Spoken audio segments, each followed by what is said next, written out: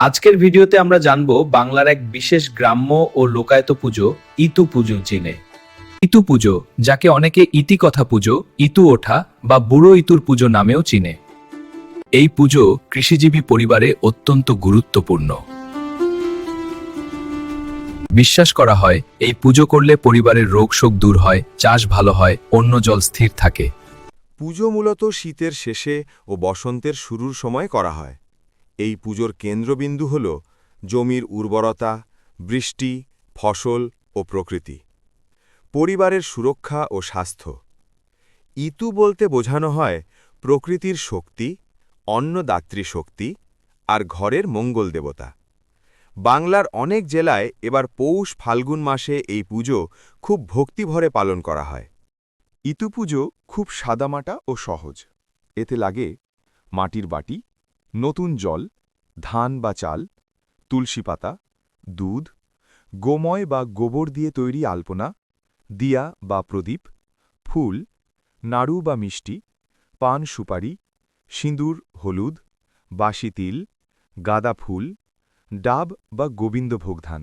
কিছু অঞ্চলে সবচেয়ে প্রয়োজন শুদ্ধ মন আর ভক্তি। ১. প্রথমে বাড়ি ও উঠোন পরিষ্কার করুন। ২.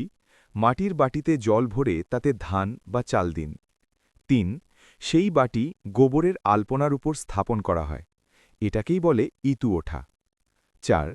বাটির চারপাশে ফুল ও প্রদীপ সাজানো হয়। ৫. তুলসী পাতা, সিঁদুর, হলুদ দিয়ে পুজো করা হয়। ৬. এখন মঙ্গল কামনা করে বলা হয়, ঘরে শান্তি, রোগ শোক দূর হোক, অন্ন জল বৃদ্ধি হোক। ৭. এরপর নাড়ু, ফল ও মিষ্টি দিয়ে ভোগ দেওয়া হয়। ৮. শেষে পরিবারের সবাই প্রসাদ গ্রহণ করে। অনেক গ্রামে আবার ইতুকে বাড়ির চারদিকে ঘুরিয়ে নিয়ে যাওয়া হয়, যাতে অশুভ শক্তি দূর হয়। ইতু পূজা বা ইত্তু পূজা বাংলার লোকাচার ভিত্তিক কৃষি পূজা। এই পূজায় নির্দিষ্ট বৈদিক মন্ত্র নেই, বরং গ্রাম বাংলায় প্রচলিত পদ প্রার্থনা বলা হয়। সবচেয়ে প্রচলিত ইতু পূজার মন্ত্র বা পদ নিচে দিলাম। অনুগ্রহ।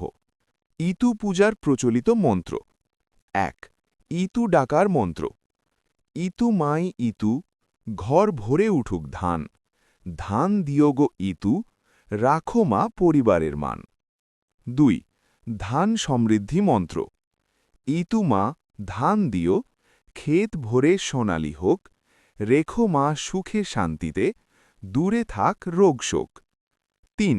পূজা সমাপন মন্ত্র: জয় জয় ইতু মাই, অন্ন দাও, শান্তি দাও, ক্ষেতের ফসল রক্ষা করো, সবাইকে আশীর্বাদ দাও।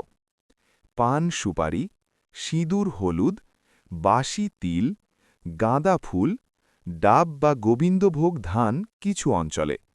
সবচেয়ে প্রয়োজন শুদ্ধ মন আর ভক্তি। ১. প্রথমে বাড়ি ও উঠোন পরিষ্কার করুন। ২. মাটির বাটিতে জল ভরে তাতে ধান বা চাল দিন। সেই বাটি গোবরের আলপনার ওপর স্থাপন করা হয়। এটাকেই বলে ইতু ওঠা। বাটির চারপাশে ফুল ও প্রদীপ সাজানো হয়। তুলসী পাতা, সিঁদুর, হলুদ দিয়ে পুজো করা হয়। এখন মঙ্গল কামনা করে বলা হয়, ঘরে শান্তি, রোগ শোক দূর হোক, অন্ন জল বৃদ্ধি হোক। এরপর নাড়ু, ফল ও মিষ্টি দিয়ে ভোগ দেওয়া হয়। শেষে পরিবারের সবাই প্রসাদ গ্রহণ করে। অনেক গ্রামে আবার ইতুকে বাড়ির চারদিকে ঘুরিয়ে নিয়ে যাওয়া হয়, যাতে অশুভ শক্তি দূর হয়। আজকের এই পবিত্র ইতু পূজা সবার জীবনে শান্তি ও সমৃদ্ধি নিয়ে আসুক। মা ইতুর আশীর্বাদ যেন প্রতিটি ঘরকে রক্ষা করে রাখে। ভক্তি, বিশ্বাস আর ভালোবাসায় আমরা আবার দেখা হব পরের ভিডিওতে। জয় মা ইতু। ভিডিওটি ভালো লাগলে লাইক, কমেন্ট আর শেয়ার করতে ভুলবেন না।